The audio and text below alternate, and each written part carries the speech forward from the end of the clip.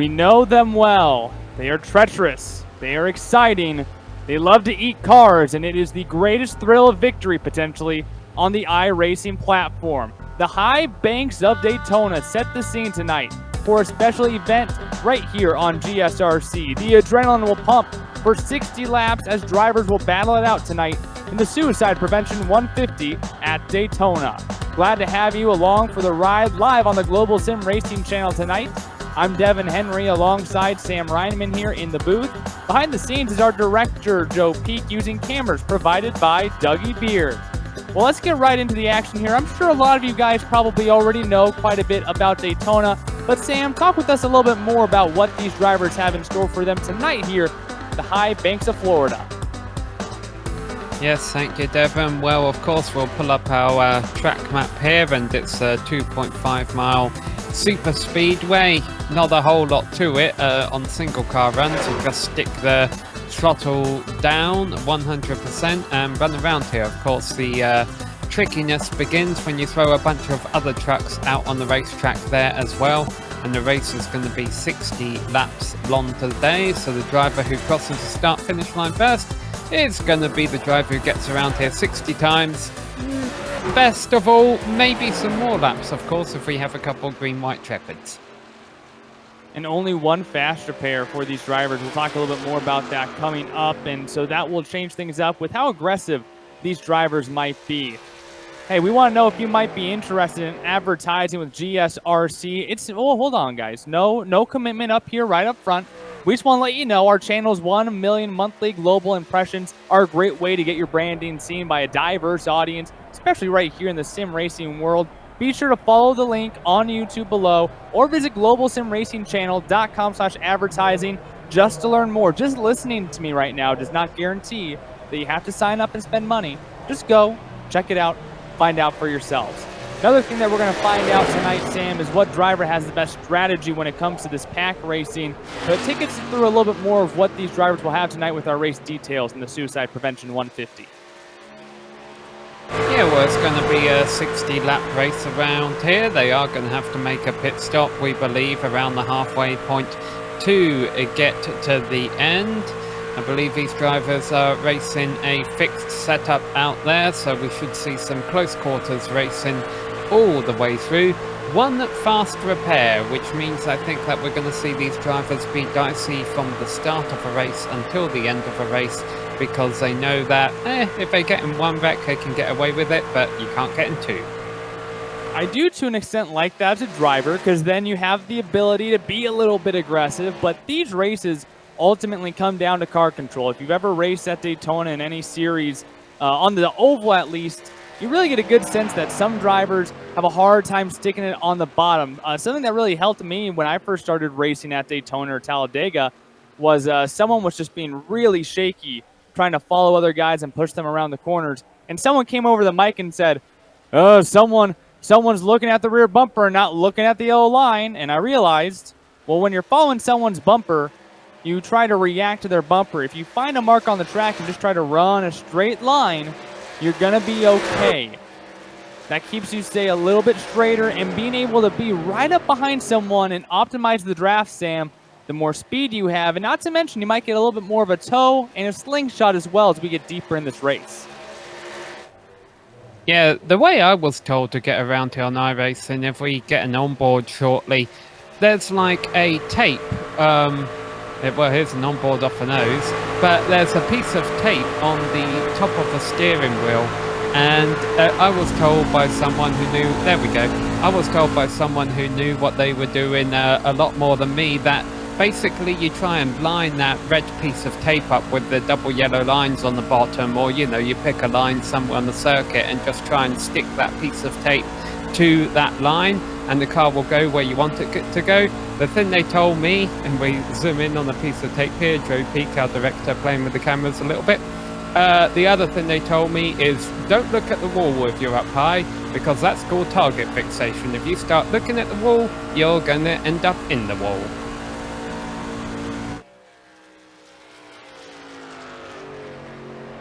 That is a good point there, and there's plenty of treacherous ways to get around this track. These drivers, though, will set a 2-lap, 5-minute qualifying session here momentarily. And of course, here in the Suicide Prevention 150, we are trying to promote and kind of bring a little bit more awareness to suicide prevention. Obviously, this has been a very strange time the past many months. A lot of people being alone for long periods of time. And I know recently in the sports world, at least, we did have someone come out and talk about depression, the quarterback of the Dallas Cowboys, America's football team. And I don't care what any reporter on Fox or whatever says about whether that's a sign of strength or whatever, or a sign of weakness. I don't care. If you need help, reach out. There are people who love you in this world. Go talk to someone. Everyone, check up on your friends who you haven't seen in a little while. Just send them a good note, good positive note. Together, we can kind of raise awareness for suicide prevention. We can all kind of have a little bit more of a joyous time as possible during these extremely difficult circumstances that we still find ourselves under for who knows how much longer. Qualifying about to get underway here, Sam, and I think the best advice, get on the yellow line, don't lift. Yeah, get on the yellow line on lap number 2. They all need to get up high right now to build up momentum for their timed qualifying lap. Stephen Carlisle has announced that if himself or the 27 truck of Patrick Byrne win tonight's race, $50 will be donated to Hope for the Day. That's something he's put in the iRacing chat here. I'm sure that's not the only program going on out here. A lot of these drivers have gotten behind this cause because it is something that affects a lot of people out there. Like you say, feelings of depression. It's great to see them racing for a good cause here tonight. And I think we're going to see a good race as well. There you see Hope for the Day on the side of that number 27 truck. But I think we're going to be in for a good show tonight. 60 laps is, it's a good length, I think, here at Daytona. It's long enough that the drivers have to worry about making a pit stop and thinking about the long game a little bit. But it's also short enough that, it's not going to drag on. It's going to feel like a bit of a sprint race by the time we approach that checkered flag. If, of course, it goes to 60 laps. We've already mentioned about green-white checkers are a thing on iRacing now, and you do see them occasionally at super speedways. Yes, everyone getting a little bit extra aggressive, trying to make that extra move, trying to move up on the board. We saw all of these drivers here in this first lap of qualifying up against the wall. They're trying to get as much momentum as possible on that first lap. You essentially throw your first lap away, trying to warm up the tires, get up to speed. The board right now doesn't matter. Where you were on your first lap doesn't matter. Right now is go time. You hug that yellow line to death all the way around. You hug that yellow line best that you can, and you try to make this the fastest lap possible with the most speed possible as well. Yeah, I'm seeing some trucks move around a little bit more than I thought on going down the back straight. I'm using a different camera tonight, so maybe it's just something I'm seeing on my end. But I also couldn't help but notice, Devon, that there's an 8-mile-an-hour wind coming from the southeast here. Of course, that is one thing people might not necessarily realize about Daytona until they go there in real life, is it's called Daytona Beach, Florida, for a reason. It's only a couple of miles. This track is only a couple of miles away from the beach. That means strong winds coming in from the ocean, and that can affect these cars, especially at these high speeds. Thankfully, there will not be any heat being able to slick off this track a little bit. These drivers have plenty of grip in this track, under 70 degrees track temperature. Jason Netherey at the top of the board, and as I say that, Patrick Byrne moves up to P1 in the 27, a 52.247 to put himself on the provisional pole. We still have about 9 more drivers about to go out and make their qualifying laps as well. But right now, Patrick Byrne on the top of the board. And this entire group right now from 1st to 9th, all within 3/4 of a tenth of a second. Yeah, don't really see anyone out there on a hot lap right now, and it's kind of too late to start one. Even if you were able to get your first time lap in, that's not going to do you a whole lot of good at Daytona. So I think you are looking at our starting grid for the top 10 there. 11th on back normally gets rearranged when the session advances to the race session. I guess I shouldn't be too surprised though, Devon. Track position, via qualifying doesn't mean a whole lot around here. especially with one fast repair. If a driver at the back is a victim of a big wreck early on, they can come in, get their quick repair, and get back out there. So we have 18 trucks signed up for tonight's race, 60 laps of racing action, and it's all 20 seconds away. I think that we just had our first view of a split decision. 10 drivers go out, make a lap, all within a tenth and a half of one another. 8 other cars, excuse me, do not make a lap. I think that we might have two groups here, Sam. We might have 10 cars up front in the pack and 8 cars in the back waiting for the chaos and calamity to happen and hoping that someone else's misfortune turns into their gain here towards the end of tonight's race. Well, let's go ahead and see how they line up tonight. It's that 27 truck. Patrick Byrne going to lead the way on the pole tonight. Jason Netherey will start off in second in the number 25 machine. Austin Greer will line up inside of row number 2 in the 45. Presley Sora lines up in 4th. Inside of row number 3, Stephen Carlisle in the number 4 machine, and then Drew Bernardi starts off outside of row 3 in 6th place. Logie Brown starts off inside of row number 4 in 7th. Nicholas Reeves in 8th outside of him. Jamie Dodd starts off in 9th inside of row number 5, and Corey Bodenot rounds out your top 10. And to page number 2 are the 8 trucks that did not qualify, and they've been assigned an order. My guess is based off of iRacing. Christopher Cook at the front, Adam Sweet in 12th, Zach Lambert and Scott Rickard on row number 12, Daniel Solo and William Kruska on row number 8, and Joshua Bolt and Brad Williams at the back of the field, which means 1 or 2 of them will probably end up racing for the win if they survive to the end of the race. And that's the strategy. If you are able to just stay alive in these races, you do get 1 fast repair, but come on, some of these drivers are just going to put the hammer down and they're going to go for it. But the key to winning races at super speedways, at these formerly just named restrictor plate tracks, is the timing of making your move, moving up to a different lane, to the top lane when it has momentum, and not destroying your momentum on the inside. Staying close enough to the bumper in front of you to push them and make moves and keep your lane moving forward instead. And of course, on that last lap, if you have the ability, the all-important move of when to make the pass when you're behind someone and slingshot around someone. Timing and patience is impeccable when you come here to Daytona and Talladega.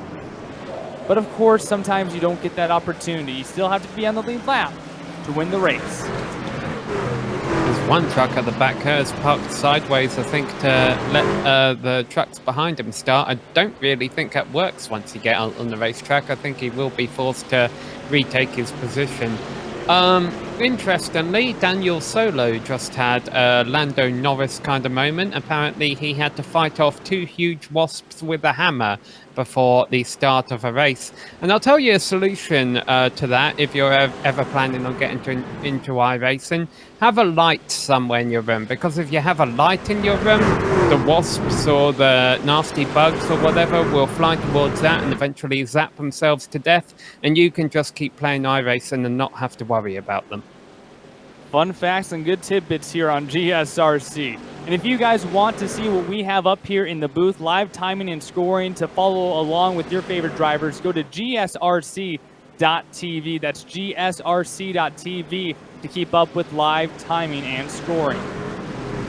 Well, Sam, real quick, what's your key to victory and finding victory lane here at Daytona? I think you've got to keep it clean. You can't rely on that one fast repair to help you out during the race, because A, if you start to race like that, you'll probably end up in more than one wreck, and B, getting in a wreck is never good. You know, it's going to put you to the back of the field. I think you want to stay up front. To the green flag, Patrick Byrne, Jason Netherey. Suicide Prevention 150 at Daytona is green in the inside lane. A good jump, but a lot of these drivers already scrambling around. Yeah, 17 trucks. Some spectators may have noticed Brad Williams did not grid up. He is not in the session, so here we go. 17 trucks, all being led currently by Patrick Byrne on the low side, but he's not leading anymore. It's a 25 of Jason Netherey. That high line is really coming in. 3-4 trucks already by Patrick down low. And you can see some drivers having some patience. In second place, Presley Sora in the white and blue, making the push to get Netherey out to the front. We saw Presley Sora and Eldora in the Truck Series do extremely well with decision making. And once again here, starting off with some patience. Brown also in the 10 truck. Right behind them as well as the inside lane starts to form up a little bit.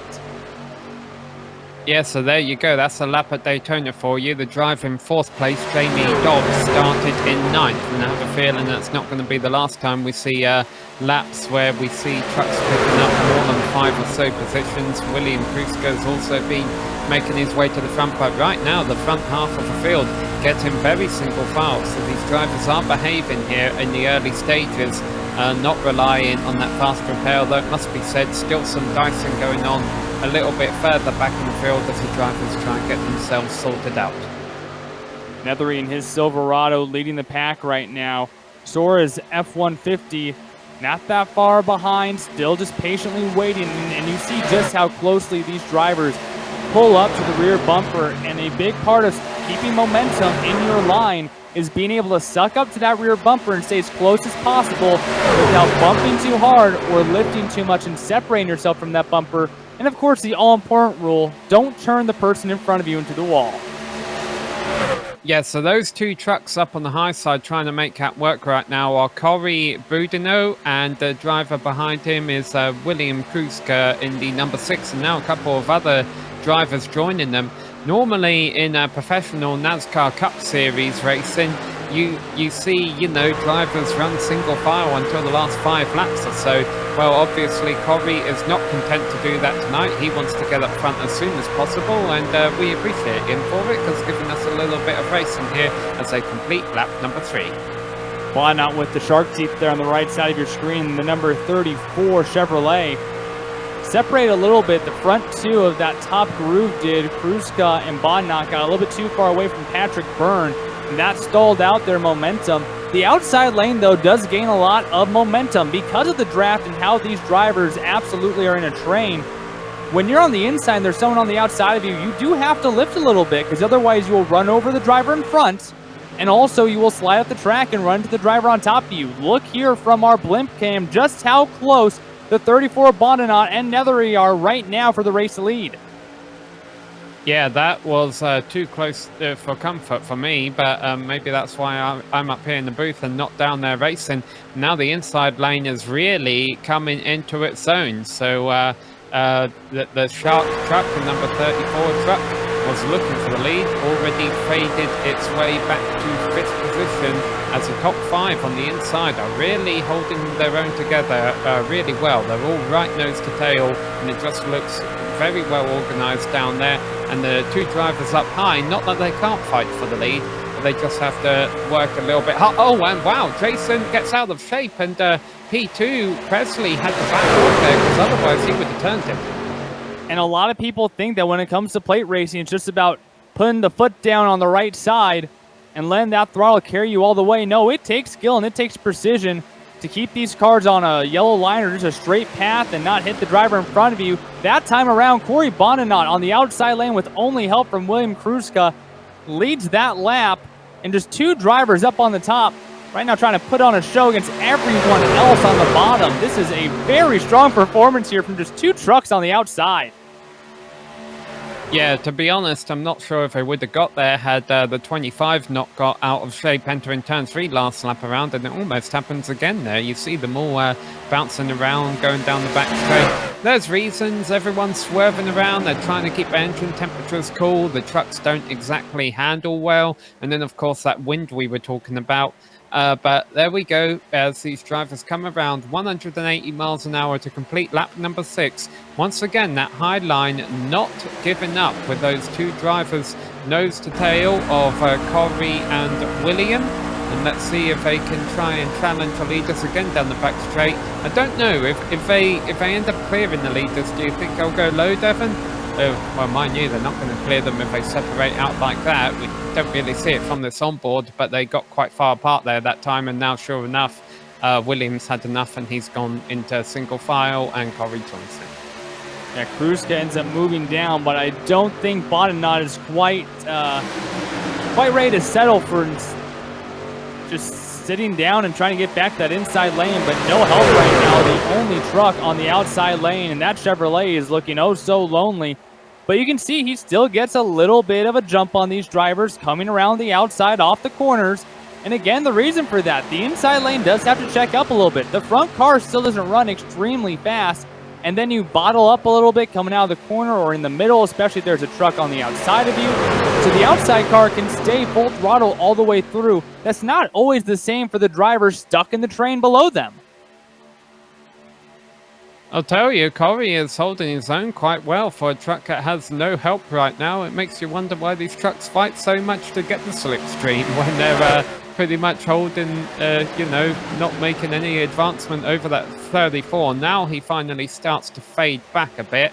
So he's down in 7th, 8th, and but kudos to Corey. He's definitely proven that he's not afraid to try something different to try and get up to the front. And I'm sure it's not the last time we've seen him up there tonight. Budino, the driver there, Corey Budino in the 34. Looks like luck has officially ran out. Now one driver's starting to move up onto that top lane. That is the 6 of William Kruska, who was behind the 34 for a number of laps, trying to push him. Now trying to pick up the 34 truck, try to bring them back to the front, but they find themselves stuck pretty far behind the rest of this group. Netherey still leads over Presley Sora. Brown, Dobbs, and Reed, your top 5 right now, coming to begin lap number 10. Yeah, this was just a switch that William and Corey pulled off to keep each other's engine cool. It's one of the longest switches I've ever seen. Remember the days about 5 years or so ago when everyone was doing tandem drafting. I had a hotkey on my keyboard, I think it was number 8. Anytime I hit it, a message would come into go through iRacing saying switch. It was just the quickest way to get it across to the other driver that hey, my engine's getting hot. Let's switch things around. Although I'm not too sure if that was specific switch there, a planned switch between those two. Looked like they kind of gave up and wanted to get back into it. Now a little bit of more help. Stephen Carlisle in the number 4 truck. Followed behind him is Patrick Byrne, now moving to the outside lane. Kruska's moved back down to the inside lane. Wouldn't be surprised, though, if Kruska tries to move up here, make the block. He does not, though. But this top line just can't get enough trucks together in a straight line to really make a strong push and get back up to the front, as they did earlier. One truck trying to get up in that Silverado and block a little bit. Less so a block, more so, hey, I want to lead this pack and head on up to the front. Yeah, that's Jamie Dobbs in the number 91 who went up high there to lead that high side, and now we've got a third. Is that Budino again, trying to make a third groove on the outside?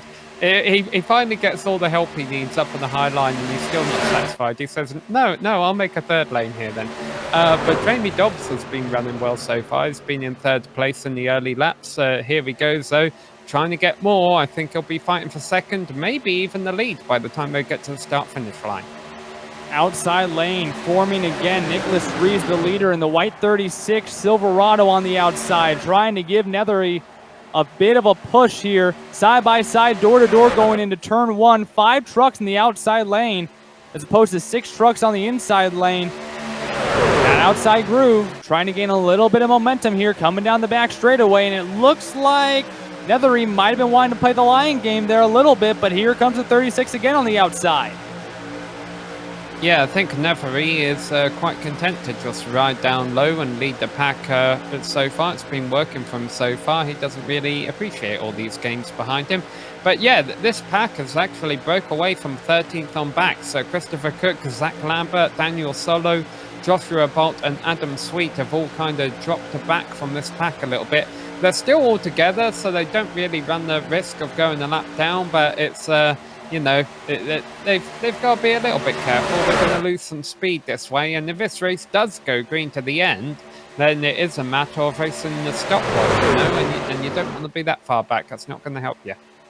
12 laps down, 48 to go. Business picked up a little bit there, but drivers once again escaping back down to the inside lane. Rees almost alone now in that middle lane. You still see on the outside Budino still trying to make something happen there against the wall. But these drivers showing a lot of patience, even with a little bit of aggressive driving. You do see the 6 truck, William Kruska, has moved into the top 5 now in that inside lane. So making a few moves, not necessarily.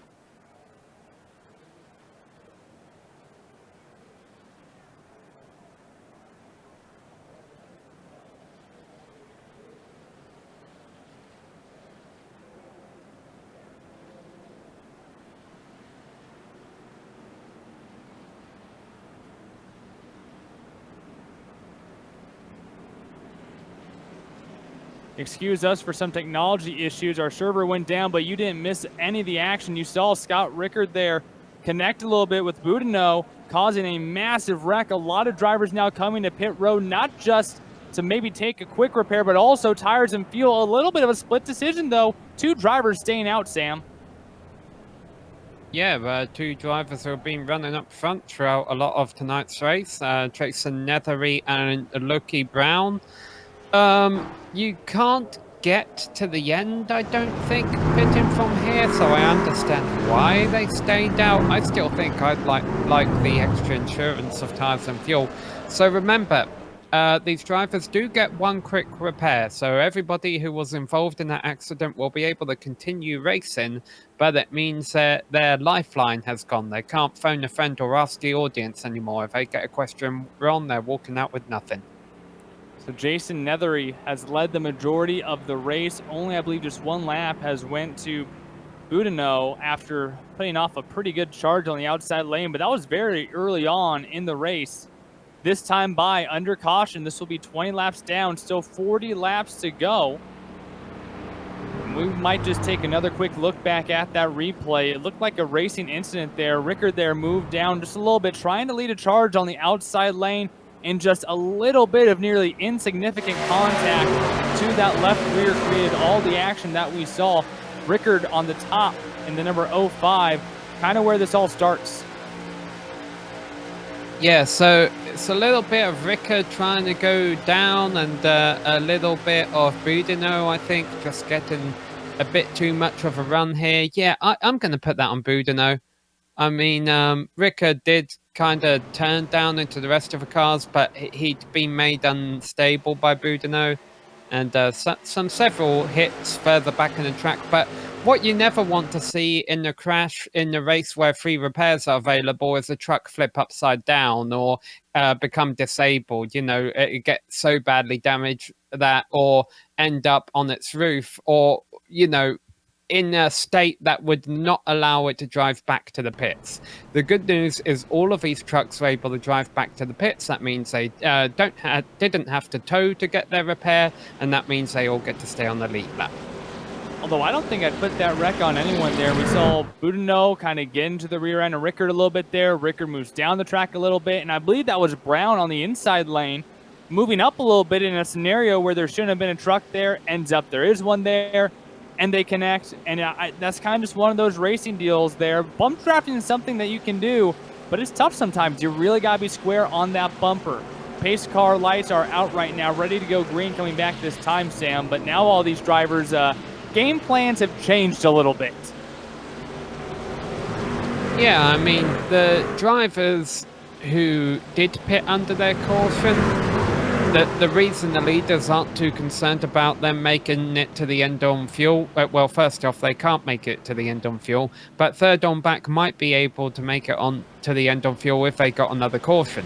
Well, of course, if we got another caution, Jason Nethery and Loki Brown would come into pit anyway, and I think everyone else would, to try and get that extra insurance in case of a green-white checkered. So, yeah, a couple of different strategies going on, but we've got a straight-up race here with 39 laps left to go, and everyone having to make one more stop. Good jump for Nethery on the inside lane. Brown on the outside, now ducking inside to take that second position. Those 2 drivers did not take tires. Rubber isn't all that important at Daytona, which was repaved just a few years ago, so not a ton of abrasive surfaces on this track, but still, fresh rubber does beat rubber when it comes down to after racing on the track for 20 laps. Once again, who's pioneering the outside line? Boudinot trying to make room on the outside. Yeah, and a couple of trucks selecting to go down below the yellow lines on the apron. That's legal if you're not gaining positions. They were doing the opposite. They were losing positions to try and get out of a hornet's nest. Not much of a hornet's nest right now, though. Things fairly organised and spread out on this restart. And it's still Jason Nethery controlling the field. And that's exactly what that 25 Chevy Silverado has done all race long for Indy Motorsport. Has controlled this race. The outside lane has only had one good jump, and right now the driver who had that jump is on that outside lane, as Boudinot now has a little bit of support from Presley Sora in that Ford F-150. They're making up a little bit of room here down the back straightaway. Yeah, I mean, 34 has been able to hold his own even when he's been the only truck on the outside. So anytime he gets help from behind, that's a bit of an added bonus. Still up front is Jason Netherey, Loki Brown, Jamie Dobbs is there in third place. He's been third place for a lot of this race. I definitely think he's one to keep an eye out. And Nicholas Rees as well. I haven't mentioned him a whole lot. He's there in fourth position. Now the top 5 are all down low. The driver who we saw early on towards the front of the field, Patrick Byrne, has moved to the last car in the field now in 17th. Kind of sitting back, might have had to take a fast repair, and so now we're going to kind of relax, let the race take its toll, and hopefully avoid any other big ones that come up. Still, though, very close to the tail end of this field. I mean, technically, he is the tail end of the field, still kind of fighting for position, if you will. So if something happens, still would have to take some evasive maneuvers. Yeah, I just went back and took a look at that number 27 truck was carrying damage after that wreck that we saw. So, yeah, that might be more critical, honestly, in shaping this race than tyres or fuel. It's which drivers out there have taken a free repair and which ones still have one left, because, of course, the drivers who still have a free repair left can afford to be a bit more aggressive, and those are the drivers that you see racing up front, dicing around right now. But it must also be said that, you know, this is a special race, a one-off event. It's something you want to win, not necessarily place well for points or place well for your sponsors or anything. You want to go out there and get that W. So some drivers might be throwing a Hail Mary out here tonight and not care how many times their truck gets tore up. And business starting to pick up. The number 55 Chevrolet of Adam Sweet has been ducking and diving a little bit, now losing some of the draft as Bodenau moves to the outside. Bodenau moving to the outside here on Sweet. Sweet has been moving up and down the track, kind of trying to escalate that top line speed, but now it just looks like the second half of this field has just become completely discombobulated. Yeah, and you don't want to do that too much. Drew Bernardi overdid it on the back straight last lap around. He dropped to the apron, backed off to try and get out of the, out of a hornet's nest, if you will. But he slowed down way too much, and look how much time it's cost him. If this race goes green for a while, he may run the risk of going a lap down.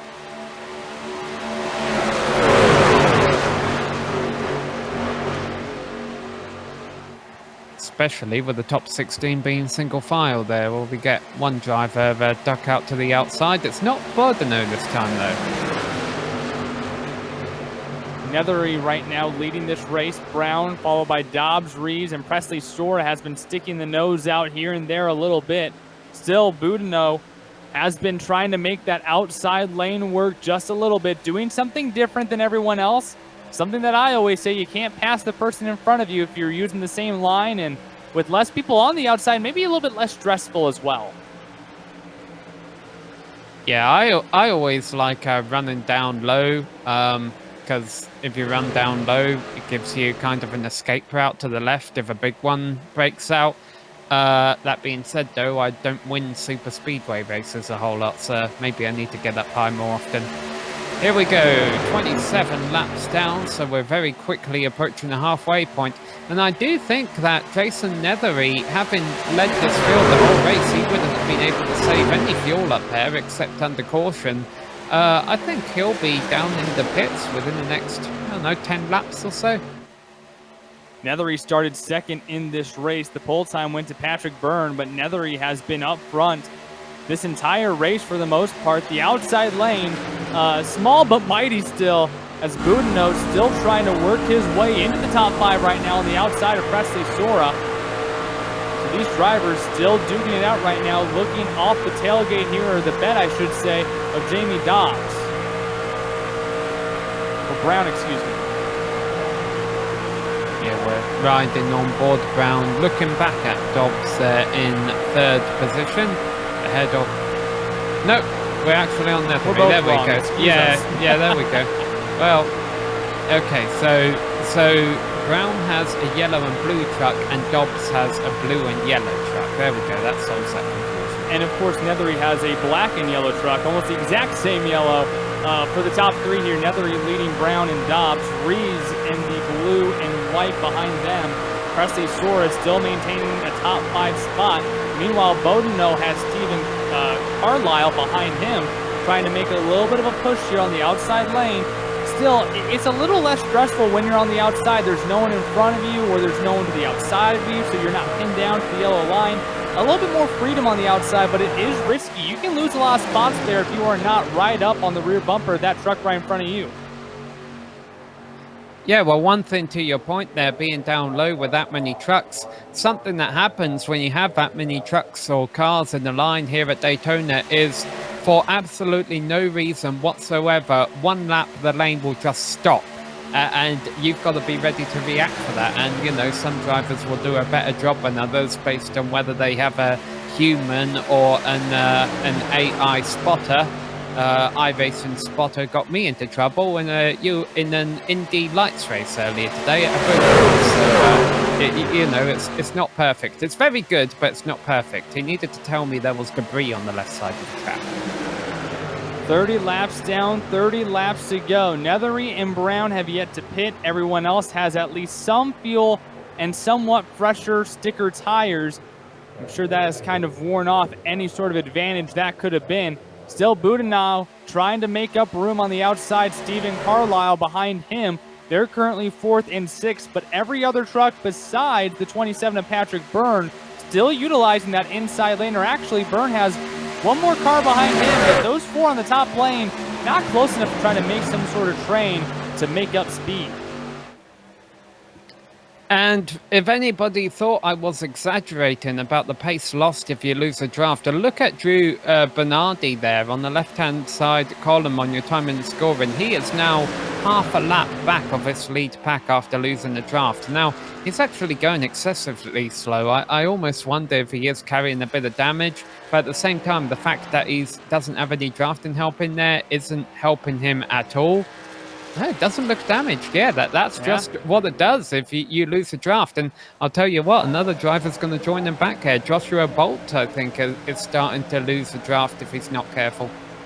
The top line has formed. Boudinot, right now, with Carlisle behind him. The 27 of Patrick Byrne also has Austin Greer behind him. A 4-truck train on the outside, trying to make a move, and for the second time tonight, lead a lap on the outside lane. They might not be able to do it this time around. Netherey again leads this lap, but the top lane starting to form, rubber setting in, and this might make a little bit of a new perspective as we have the second half of the race. Business began to pick up again.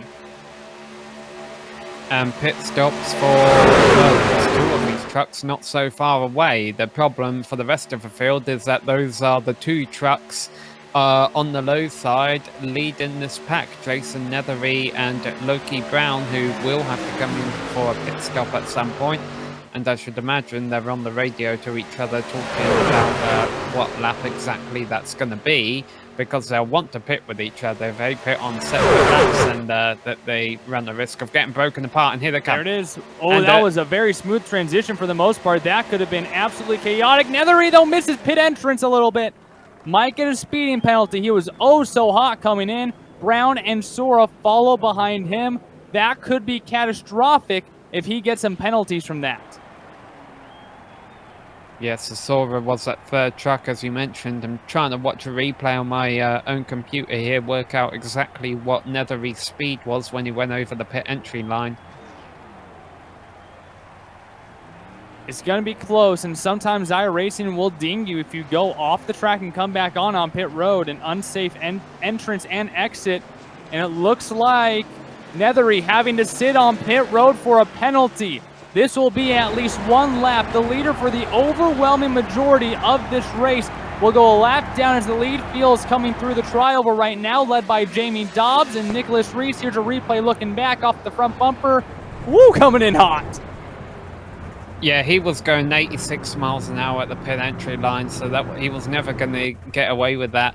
But the other thing I found interesting, Loki Brown was kind of just sitting in his pit stall when his team dropped him off a track, so waiting for Netherey to go. And of course, Netherey never went because he was serving his penalty, so that cost Loki Brown and Presley Sora a little bit more time, and they're probably going to go a lap down to the main pack here. Patrick Byrne gets a good push from Boudinot. Your new leader is the 27 of Patrick Burns with a great push from the outside lane. These drivers really starting to get the adrenaline pumping if it wasn't already. The outside lane still coming though. More drivers coming to pit road under green this time. Green flag stops might be what changes this race. We are now 3 wide for the lead. Drama both sides of a racetrack, but these drivers keeping it close. Boudinot up high, that's the 27 of Patrick Byrne down low. The 91 of Jamie Dobbs now coming up high and ahead of Boudinot, so we know Hobbs is up in this lap because he's not in the line to get that done. It looks like Byrne backing up just a little bit. The inside lane gets squirrely. Coming down the inside is Dobbs. Boudinot tried to follow but did not have the room.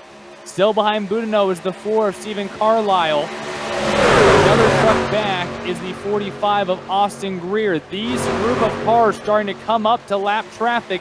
2 cars just a little bit off speed, so when they catch up to, I believe that's Brown and Sora, how will that mix up this lead pack? Yeah, it could be dicey, that's for sure. Those 3 trucks that we saw pit last lap around, they seem to have gotten together again quite well, and they are far ahead of Brown and Sora. Brown and Sora lost quite a bit of time themselves. Here we are, the number 86 of Drew Bernardi. He's going to go a lap down because he hasn't even pit yet. He just lost the draft on his own. So here are the 3 trucks who did it right. They pit a couple of laps ago and they came in together and came out together. And that's going to keep them on the lead lap. Back up front, it's a new leader, Stephen Carlisle, and the number 4 Chevy Silverado has taken the lead, but still in the outside lane, Corey Boudinot still making a huge fight, almost led that lap as well, taking the lead here going into turn 1, only with help from Austin Greer on that outside lane.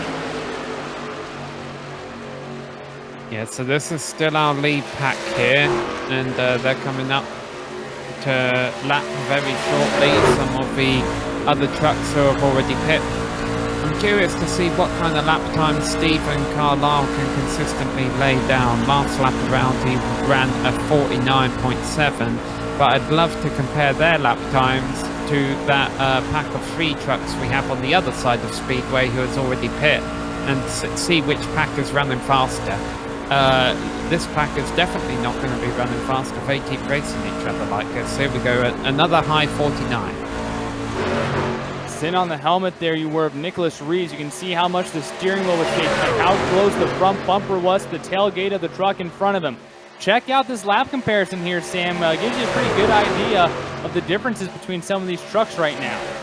Yeah, well, Lambert is one of the 3 in that pack of 3 that I say we need to be keeping an eye on. Cook, Lambert, and Bolt are the 3 drivers who pitted about 3 or so laps ago. They didn't have any mistakes. They've all gotten back out on track together, and they are running about a second a lap quicker than this main pack. So right now, I think Cook, Lambert, and Bolt are looking in a good position to are looking in a better position to come away with the win of this than this pack. But we'll see. You never know what's going to happen at Daytona. Boudinot leads that lap. There's a good look at the 3 cars that we were just talking about. Currently on the back straightaway, the leaders right now in turns 1. The other group of 3, Sora, Bernardi, along with Brown, those 3 are not that far ahead of the lead pack and quite a ways away from these 3 right here. The leader's not that far behind. We talked about Drew Bernardi a little bit earlier about how he lost the tail of the pack in the draft. Has kind of found a draft, not necessarily the saving grace though. Here's a look off the dash of Boudinot. You still can't really see those trucks. You see a little bit of speck there going through the tryover. Yeah, the problem for Loki Brown and Presley Sora, of course, were 2 problems. First off, they're 14 seconds back off a Lambert, Bolt, and Cook pack, and those 3 don't have to pit again. And the other problem for Brown and Sora is Drew Bernardi still has to make another stop, so eventually they're going to lose him. He won't be able to help them out anymore. And they're running about the same times as the lead pack right now, so they're definitely wanting a caution. And honestly, They could get one. You know, everyone's going to be racing for the win here today, as we mentioned earlier. It might take us a little while, but I don't see this thing going all the way to the end under green. Coming this time around to just 19 more laps to go. An update on Jason Netherey, who led the majority of the opening part of this race after speeding on pit road and almost missing pit road. Did go a lap down, currently all by himself right now. Potentially could fall another lap down, so not even a caution would end up saving him if that did happen. So the leader of the race, who controlled this race so well for the majority of the laps, now finding himself nearly 2 laps down. Meanwhile, up front, Boudinot still in that outside lane with help from Austin Greer, leading the way over Jamie Dodds in that inside lane. Behind Dodds now is Carlisle, has moved to the inside lane, and now the 45 of Greer moves down, trying to take the lead as well. Yeah, so these are the top 10 trucks here right now being headed by Austin. Oh, there we go. One truck sideways saves it, though. Phenomenal save right there. I believe that was the 27 of Patrick Byrne. Found a way to keep that truck straight. And now the front pack shaken up just a little bit here. Now a replay looking at that 27 coming down the back straight. You'll see him coming out of 4 get a little bit crooked. Yeah, this is a Kyle Busch-inspired save here on iRacing. So that's the number 6 of William Krutzke. Gets into the back of him, gets sideways, but the transition to the banking kind of saved him there. Still had to be on top of the steering wheel. Definitely kudos to him for keeping that truck in the race. On board, take a listen.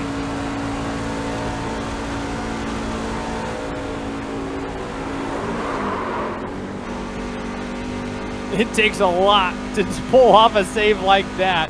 Some great hands there from Patrick Byrne. Keeps himself in the 9th position now. Still, this lead at 10 cars, a few seconds behind what is now a group of 4 of cars about to go a lap down. We're kind of scattered all over the place, but these leaders still staying pretty consistent for the most part, but have scrambled out just a little bit. Yeah, these leaders are definitely running faster than slower than Lambert, Bolt, and Cook. So there's the number 27 of Patrick Byrne at the back of a lead pack. So not only was he able to save the truck, but keeping the lead draft. So that's really good being able to pull that off. If a race goes green to the end, it's going to be Sweet, Lambert, and Bolt racing for the win. So these top 10 are racing for the win now. Sweet, Lambert, and Bolt. Sorry, Lambert, Bolt, and Cook, rather, not Sweet, Lambert, and Bolt. Lambert, Bolt, and Cook, 11th, 12th, and 13th. They'll be likely racing for the win at the end. Loki Brown, Presley Sora, Drew Bernardi, and Jason Netherey are all hoping for a caution to mix the race up a bit because the race is not going to their favor at the moment. Yeah, a great point. If this thing stays green, we could have pit strategy continue to shake everything up here in the Suicide Prevention 150 at Daytona. Still on the outside, Corey Boudinot. Still trying to pack some sort of charge on that outside. Still doesn't have quite enough speed. Nicholas Reed's right now behind him, but that inside lane still just a little bit too consistent. Dobbs now kind of looking to play the line game here. All right, so Carlisle and Byrne are coming in together. Now, I think even if everything goes right, I see them coming out of a pits a couple of seconds behind Bolt, Cook, and Lambert. I think they need some more help.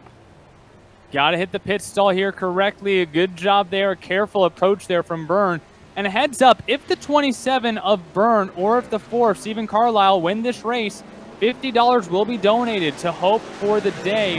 An extra little bit of fun for this race and also kind of raising awareness, raising some funds as well for a great cause on top of that.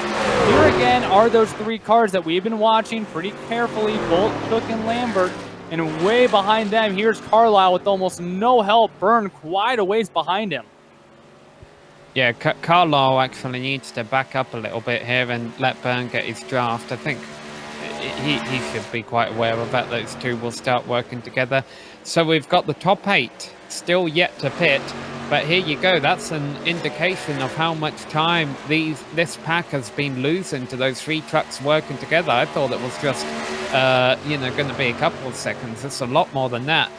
if this thing stays green to the end, I don't see anyone on camera right here having a chance of winning this race, unless, of course, the top three back out. Yeah, Bolt, Cook, and Lambert have done a great job. The three of them together. Carlisle and Burner starting to actually fall back a little bit.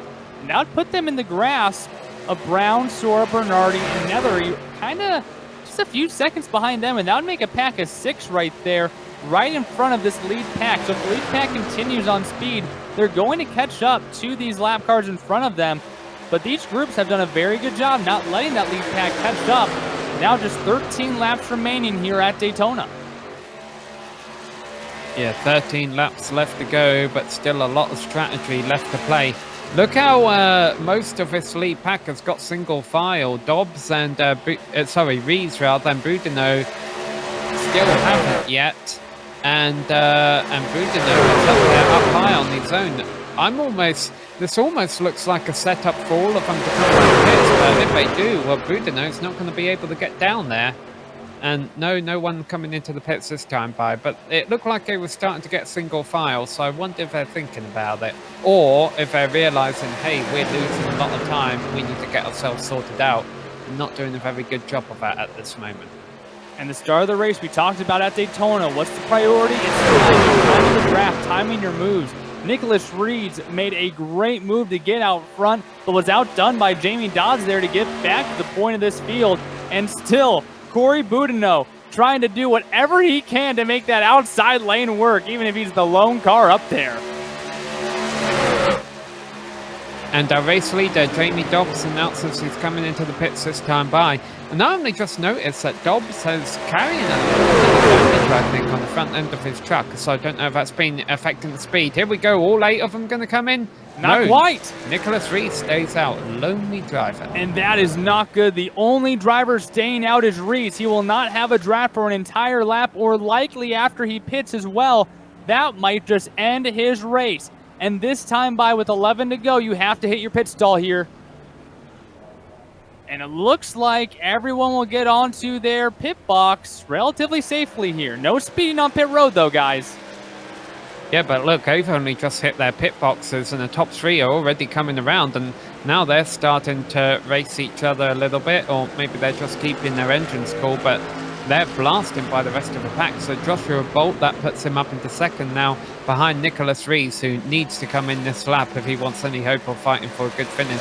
Because even though Bolt, Cook and Lambert, if it does stay green, will be racing for the win here, the others still need to try and race for 4th in case these 3 wipe each other out. And this does look like this was set up to be this way. The 24 and the 66 of Joshua Bolt and Christopher Cook, our team cards. You can tell right there from the camera shot, 10 laps to go now. They just both thought, hey, let's make a different paint scheme. And, oh, look, you brought the same dress to the prom as me. Well, someone's got to change, because I'm not going to change. They called each other in the morning, decided to make sure that they knew what they're going to wear the next day. Joshua Bolt now does, in fact, inherit the lead, as Reese did go on to pit road. This top 3 group right now is about 6 seconds ahead of Jamie Dodds and the rest of the field. If this stays caution-free, these 3 will duke it out for the win.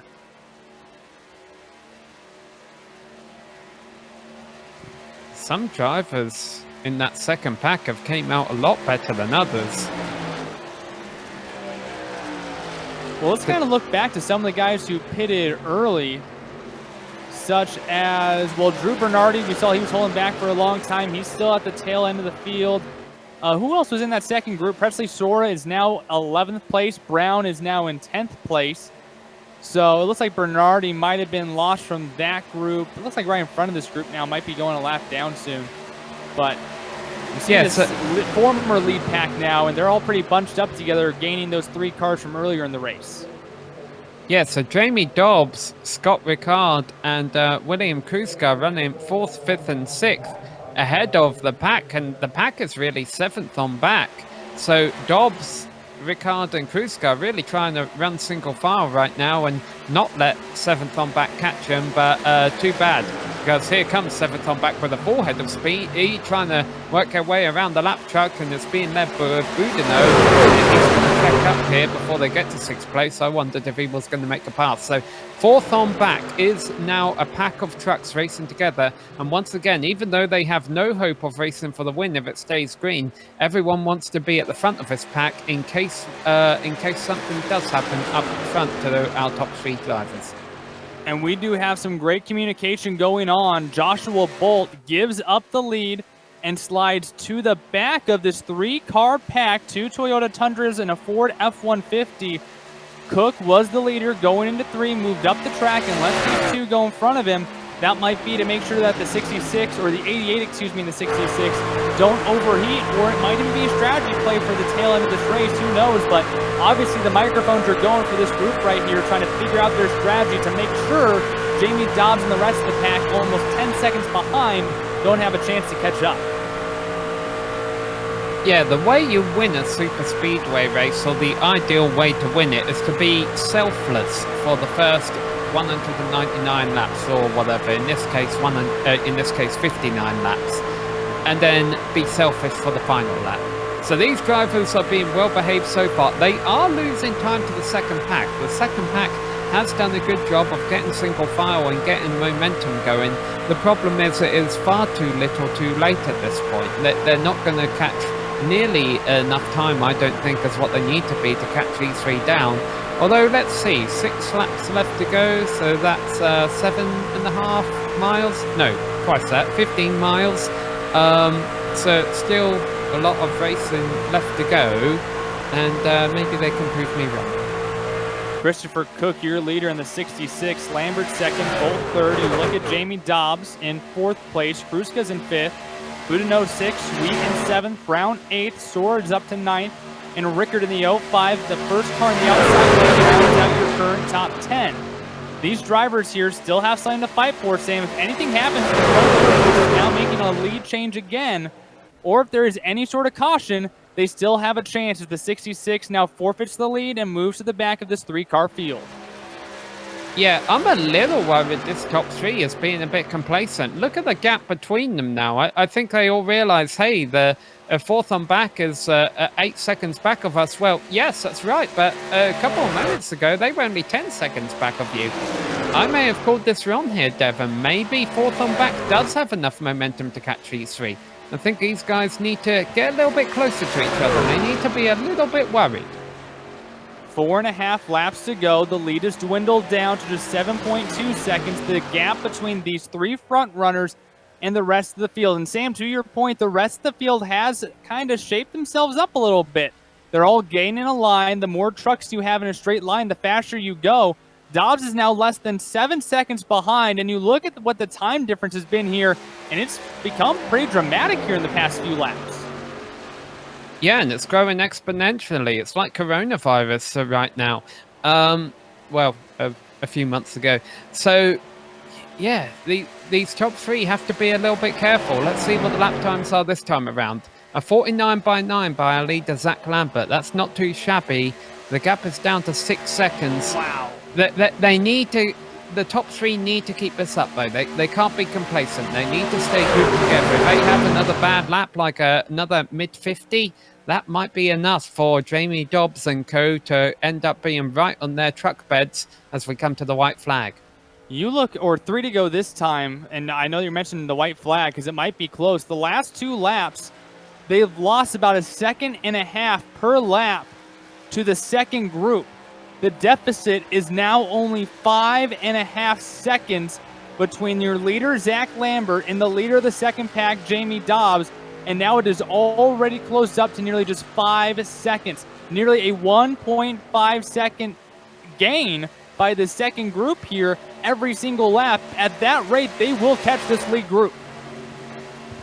Yeah, but if a lead group can keep it to a 1 second gain, that will be enough. And right now... This time 1.1 seconds, so close. Yeah, that's a bit better for the top 3. 2 laps to go when they come to the line. Yeah, I said as we come to the 1 to go. I was meant to say when we come to the 1 to go. It's part of my story, so my English not well. But here we go. What's very well right now is the driving and the strategy played out by these top 3 drivers. Again, though, they've been friendly so far. On the final lap, I'm sure they're all going to start racing each other, and they won't be turning a high 49 on the final lap, that's for sure. This time, these drivers actually in the 50s. They lose 1.4 seconds to the group behind them. The gap is now only 3.5 seconds. It's 2 laps to go. Zach Lambert in the yellow 88 Ford F-150, your leader. The team cars of Joshua Bolt in the 24, Christopher Cook in the number 66 Toyota Tundra, second and third. Jamie Dobbs trying to lead that second group up to this pack here. 3 seconds behind as the front group again makes a lead change. The 88 of Lambert moves back. Bolt inherits the lead. And now the gap is less than 3 seconds coming to the white flag, this time to the tri-oval. Look at that hound of trucks trying to make their way up and catch these top 3. One more lap to go at Daytona. A caution will not fly on iRacing on the final lap, so we are racing to the green. Joshua Bolt leads him right now, but who will lead in about 2.5 miles time? I think all the selfless acts of hey you lead, all that is out of the way for the top 3. They're all going to be racing for the win, and Fourth and Back has their slipstream now as well, so they're coming with an ever increasing amount of speed as they head off down into the third corner. It's only a 1 second gap from the top 3 to the entire second pack. Is there enough of a draft for Jamie Dobbs and the rest of the pack to make a move? Still plenty of track to go. Joshua Bolt in the lead. Cook in second. Lambert third. It doesn't look like the second pack will have enough. The battle for the wins between Bolt, Cook, and Lambert. To the line, none of them make a move. Joshua Bolt wins the Suicide Prevention 150 at Daytona. And my goodness, one more lap, and that would have been closer than close. Yeah, I have to imagine that was kind of a gentleman's agreement there between Bolt and Cook saying, hey, if we do race for the lead between ourselves, neither of us is going to win it. So I think it was a little bit orchestrated at the end there for Bolt to win it. It also didn't help, though, in that second pack in turns 3 and 4, some of the trucks at the backside of that pack wrecked over in turns 3 and 4, and that would have cost that pack a bit of momentum. And I think, you know, those two factors combined there helped the top 3 hold on in front of the field, and Joshua Bolt walk out of tonight's race the victor.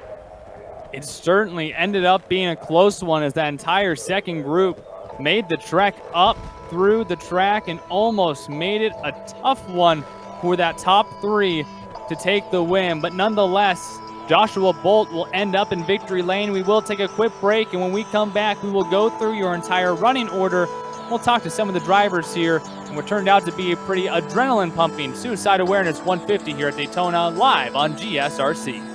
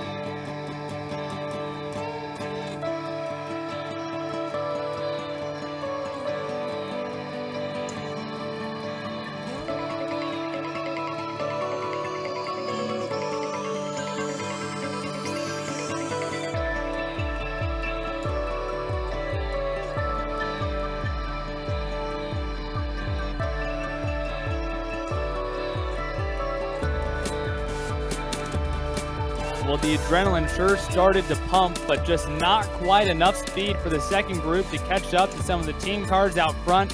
How often does Daytona become a pit strategy race? All these drivers showing tremendous skill, tremendous patience to give us a pretty exhilarating finish, even though it's mostly all single file to the line. But your winner tonight, Joshua Bolt, taking the victory in a close one as the top three decided to stay single file. Christopher Cook comes home in second with Zach Lambert in third. Jamie Dobbs did a phenomenal job trying to lead that second pack up to the front, but will have to settle for fourth. Corey Boudinot tried to make that outside lane work, didn't always do so, but brings home a top five. Adam Sweet finishes in sixth, Daniel Solo in seventh, William Kruska ends up in eighth, Lucky Brown in ninth, and Stephen Carlisle rounds out your top 10. Yeah, outside of that lead pack were Scott Rickard and Nicholas Rees in 11th and 12th. Presley Sower was all the way back in 13th, and Austin Greer and Patrick Byrne were the last two drivers on the lead lap, although Patrick Byrne did well to come back with a truck in one piece after his sideways moment over in turns 3 and 4. Jason Netherey led most of the first half of the race, got a speeding penalty, finishes a lap down in 16th, ahead of Drew Bernardi, who lost the draft early on, and Brad Williams, who did not make the start. Well, let's go ahead and talk to your winner. Joining us here in the GSRC booth, Joshua Bolt taking the victory. And Joshua, tell me about how well orchestrated this group of three was up in the front. You guys just barely hold off the lead pack, did a good job swapping out the lead. How did you guys decide who was going to be the leader coming into the tri-oval? Because it was very well orchestrated. You guys stayed in a straight line there on that final lap. Yeah, I mean, we were close on fuel. We kept checking it out. We knew we were going to be close, so we kept swapping in and out after the pit stops, and it just happened to be I was the guy in second and Zach was leading, and he needed to drop back to save some, so I just happened to be in the right place at the right time. But like I said, we knew it was going to be close the whole way. We just tried to push, and that last lap we were in our Discord yelling at each other, push, push, push, because we saw him coming, and we didn't know if we were going to have enough, but luckily we had just enough fuel economy to make it. So obviously, you and Cook are teammates. I can tell by the paint scheme. Is Zach Lambert a part of your guys' crew? Obviously, driving a Ford F-150 instead of the Tundra. There are all three of you guys team cars. Yeah, Zach's one of ours too. We let him in even though he drives a Ford. Well, tell me, when was this decided upon? When you guys hit pit road together and all exited, and it ends up going green the rest of the way. When was the strategy kind of figured out, or was this something you guys planned from the beginning? Hey, if this goes green, let's do this together. We had a little bit of a strategy in case it went green. Nothing decided on. Then after that first caution, we were looking over our fuel numbers and everything, and just decided, hey, if we take this much fuel, no tires, we should be good to go. It may be close and may have to save a little bit, but I think it'll benefit us. And it just happened. We got the number right on the money, because I think I was going to run out going into 2, so we had just enough. And I don't know if you're able to see it from your rear view mirror, but the second pack ends up just a half second behind you. Did you see those trucks getting larger in that mirror? Yeah, going in 3, we were all yelling at each other to push, push, push, because I could see the relative coming down quickly, and I was like, if we don't start pushing now, they're going to just fly by us. Well, it sure made it an exciting one. I guess you kept the field honest there, kind of gave them a chance there at the end as you guys tried to make sure you were good on fuel. But hey, not often that Daytona turns into a fuel mileage race, but you guys perfected it and took the win. Who do you have to thank for winning here tonight in the Suicide Prevention 150 at Daytona? Definitely got to thank my teammates Chris and Zach. Without them, if you don't have anybody to work with, it makes it a little more difficult to pull off something like we just did. So they were a big help. Thanks 789 Designs for the paint scheme that they got for us on those Tundras. And just also a quick little reminder for everybody out there, if you're dealing with depression or any difficult times, there are people out there that care about you, love you, and don't be afraid to speak up. Absolutely. Right now, a really weird time for everyone, but it's strong to ask for help. It's never a sign of weakness. It's a sign of strength. Go ahead, reach out to your friends also, guys, and just ask everyone how they're doing. Check up on your good buddies. But Joshua, you got some good buddies here in the sim. Congratulations taking the win here tonight at Daytona. All right, thanks, guys. Joshua Bolt taking the win. Now let's go ahead and hand it off. Sam is caught up with our second place finisher, Christopher Cook. Yeah, Christopher, we were just hearing that you guys were kind of playing a bit of a fuel strategy race there at the end. How much fuel did you cross the line with, and how badly did you want that victory? Oh, well, I think I crossed with about, I don't know, 0.3, 0.4 liters.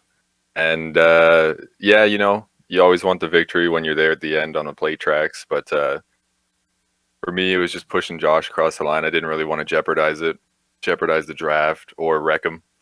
So yeah, I kind of just settled for second there. But just feels good to get the team win.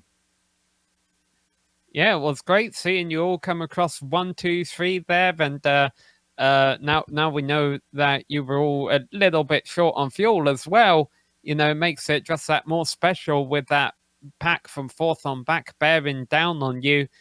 How comfortable did you guys feel with your strategy when you saw that pack catching you all at about a second a lap or so?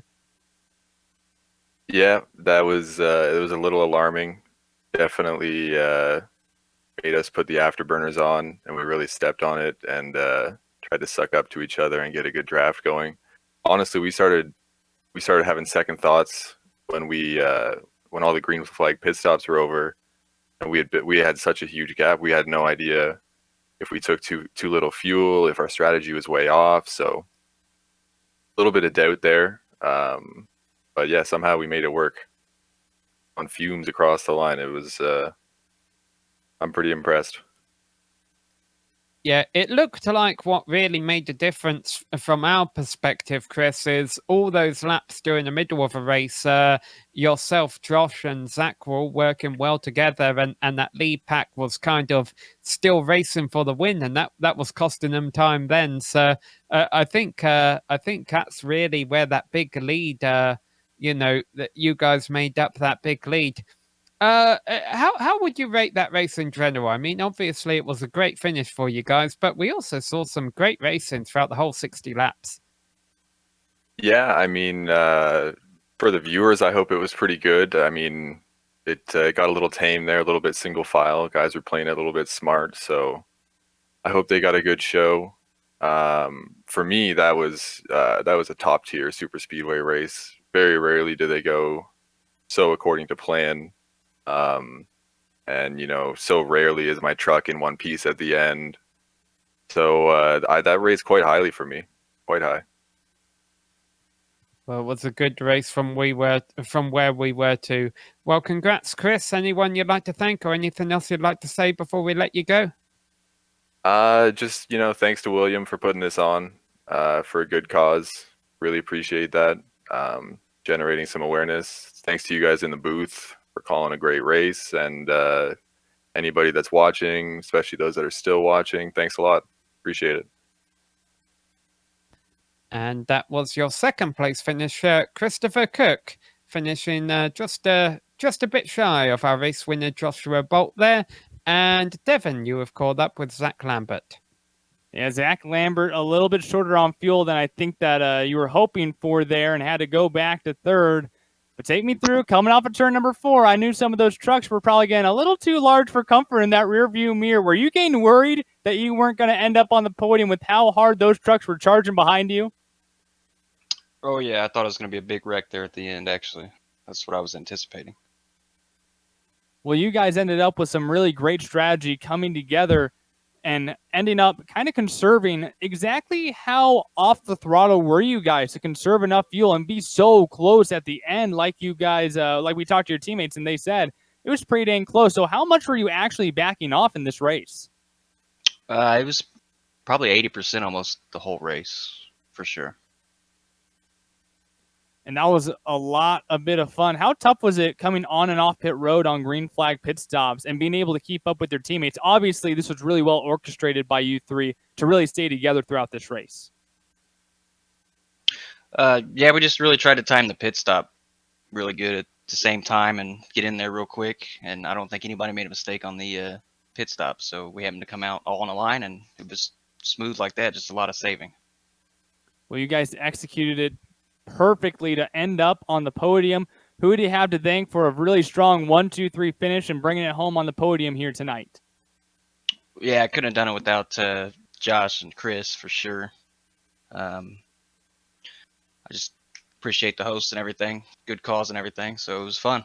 Do it again sometime. Zach Lambert bringing it home in third. A phenomenal race there for the top three.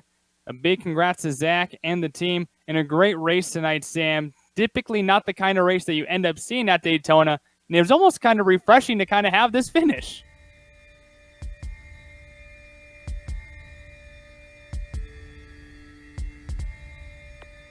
Well, Sam might be catching his breath right now after that exhilarating finish that we just saw. But another note from here, our GSRC hard charger tonight goes to your winner, Joshua Bolt. I wish I would have noticed this sooner.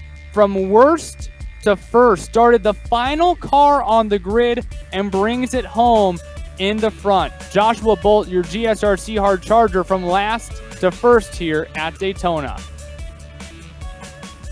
Again, such a fun race here in the Suicide Prevention 150. And if you might be interested in advertising with GSRC here in the future, you'll love to know our channel's 1 million monthly global impressions are a great way to get your branding seen by a diverse audience. Be sure to follow the link in the description to learn more. And of course, tonight we raced for a great cause for suicide prevention. Obviously, we're going through a really weird time right now. A lot of people being either alone by themselves or just feeling really strange, whether it's a student not being able to go to school and see their friends, or even us working from home and not being able to interact with our peers. Yes, it's a very strange time right now, but don't even hesitate. It's okay to ask for help, whether that's from your friends or even a professional. There's some sort of stigma out here that counseling or going to see someone, a professional, to talk about this with, having any form of depression or just being down, is some sort of bad thing or a sign of weakness. It is not. There are people who go to school to help people out with their brains and their minds. Depression is actually something that happens chemically in the brain, and there are people qualified and go to school to help those out. So if you are having some sort of problem right now, speak up. Talk to your friends. And if you are okay right now, go reach out to some of your friends. Maybe someone you haven't talked to in a while. Just reach out. Say, how are you doing? Say hi. Anything right now as we try to get through the coronavirus pandemic together. Do it together. A great night tonight. So glad that these 17 drivers came out, put on a great show for a great cause. And a big thanks to the company that provide the software and the hardware for our broadcast tonight. We have them up here listed on your screen. And an additional thanks to June Lalonde, who provides our wonderful music. See the screen for more of her work and for how to get a hold of her and learn a little bit more. And also, we do want to apologize quickly for some technical difficulties. Everything's a little bit strange right now. We appreciate you sticking through with it with us and following along for this great race. A huge thanks for the team today, Sam Ryman and our producer, Joe Peak. If you would like to find out more about GSRC, including upcoming races, you can find it at globalsimracingchannel.com. Be sure to check out our social media. You can check us out on Twitter at GSR Channel, on Facebook at Global Sim Racing Channel, and Instagram at GSRC_Graham. And if you would like to support the channel, go check out our merchandise store at gsrc.storeenvy.com. The link is in the description below. And don't forget, go to our YouTube page and hit that big red subscribe button so you never miss a moment here on the Global Sim Racing Channel. And we also have plenty more upcoming races coming on up. Be sure to look at your screen right now, see if you find something that you're interested in, and mark them down on your calendar. Well, guys, until next time, race clean, race hard, and we'll see ya on the track.